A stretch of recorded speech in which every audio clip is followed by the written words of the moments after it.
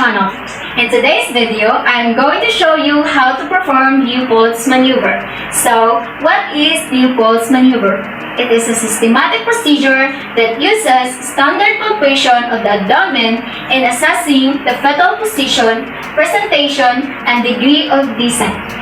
This procedure is important because first, it determines the number of fetus. Second, identify the presentation, position, degree of descent, and attitude of the fetus. And lastly, identify the point of maximum intensity of fetal heart tone in relation to the woman's abdomen. Just like everything else, before doing the procedure, you must check the client's chart and read the doctor's order to ensure that you are doing the right procedure to the right client. Next, do client assessment, such as obtaining obstetrical history, including gravida, LNP, ADC, and AOG.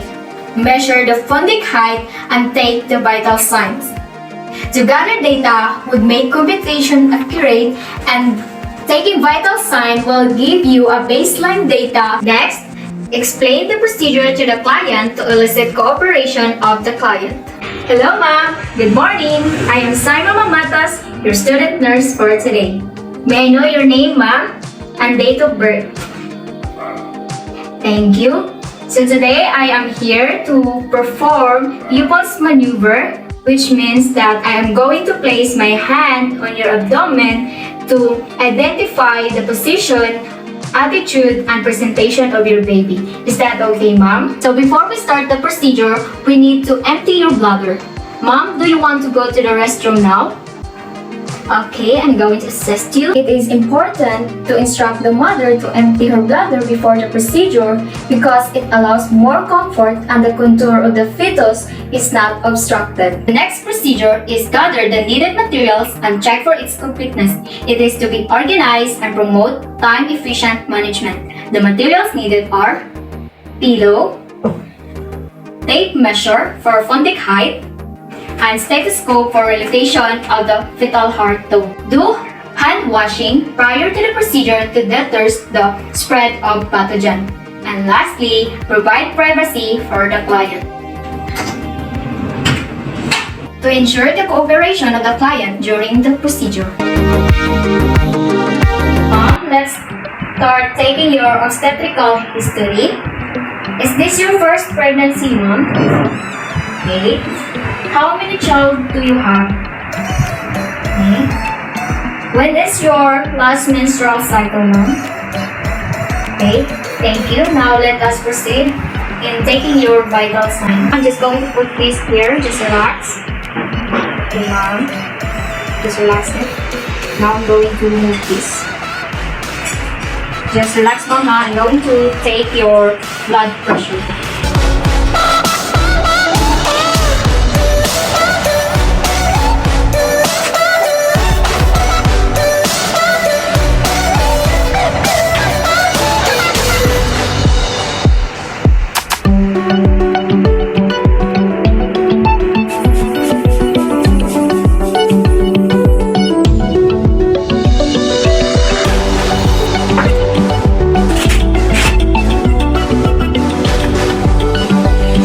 Now I'm going to take a measurement of your funding height. Drape for privacy. Just expose the abdomen.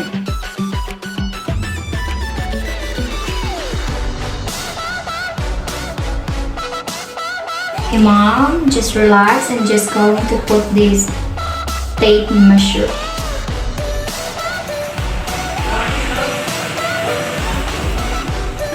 So, the funding height is 37 cm, which means the age of gestation is 37 weeks. Okay, ma'am, thank you. And done. In doing the proper procedure of Leopold's maneuver, first, place the woman in dorsal recumbent position or supine with knees flexed to relax abdominal muscles. Drape the client using the top sheet and exposing only the abdomen, and place a pillow under her.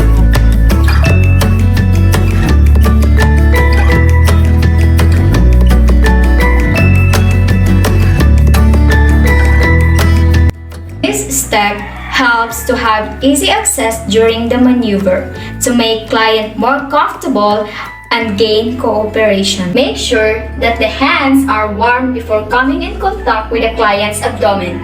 Rub the hands together vigorously to prevent uterine contractions and use the palm of the hand instead of the fingers.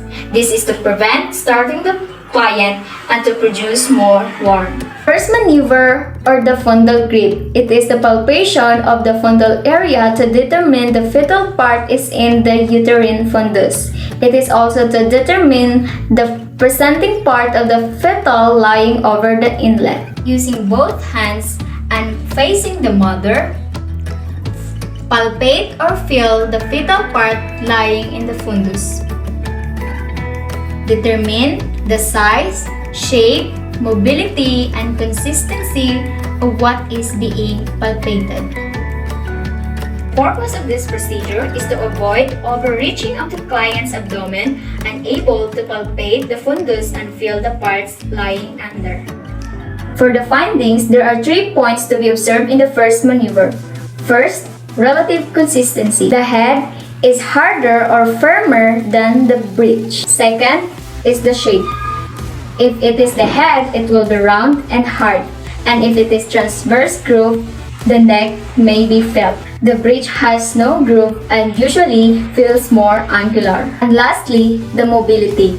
The head will move independently while the buttocks is soft and moves with the body. Second maneuver, or umbilical grip. It is to identify and locate the fetal back of the fetus in relation to the left and right side of the mother. Still facing the mother, one hand is used to steady the uterus on one side of the abdomen while the other hand moves slightly on a circular motion from top to lower segment of the uterus to feel the fetal back and small parts of the fetus. Gently palpate but deep pressure from top to the lower. Repeat this step on the other side. Using both hands in palpating aid in correct findings during the second maneuver. This maneuver is important because it is where we put the fetal heart monitor. For the findings, the fetal back is smooth, hard, and resistant surface, while the knees and elbows of the fetus fills with a number of angular nodulation. Third maneuver, or pollex grip. It is to identify the presenting part has entered the pelvis and also the mobility of the presenting part. Use thumb and finger and grasp the lower part of the abdomen just above the symphysis pubis. Press lightly and gently move from one side to another.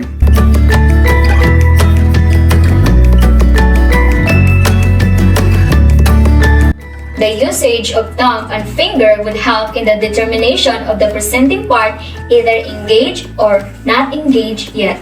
For the findings of the third maneuver, if the presenting part moves, round, ballotable, and easily displaces, it is not yet engaged. But if the presenting part is not movable and relatively fixed, it is engaged. If it is firm, it must be the head. But if it is soft, it could be breech. For the fourth maneuver, or the pelvic grip, which side is cephalic prominence? Cephalic prominence is the part of the fetal head that prevents the deep descent with one hand. It is also to determine the degree of the fetal head flexion or extension. Using both hands and facing the foot part of the mother, palpate the fetal head pressing downward about 2 inches above the inguinal ligament.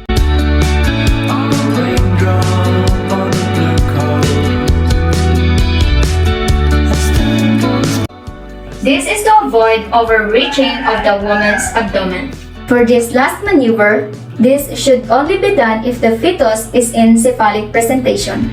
For the findings, it is good attitude if the brow corresponds to the side that contain the elbows and knees. But it is poor attitude if the examining fingers will meet an obstruction on the same side as fetal back. Also, palpate in pons anterior-posterior position. If the brow is very easily palpated, fetus is in posterior position. If the brow is very easily palpated, fetus is at posterior position.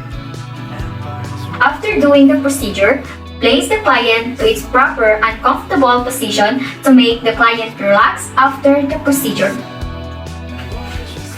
Okay, ma'am, I'm done with Leopold's maneuver now. You can just relax now. Then, do the hand washing to reduce the transmission of the microorganism. And lastly, document the procedure, the response, and assessment during the care. A careful record is important for documentation after the client care. Reporting and recording of the information about the procedure must be accurate and timely for continuity of the care.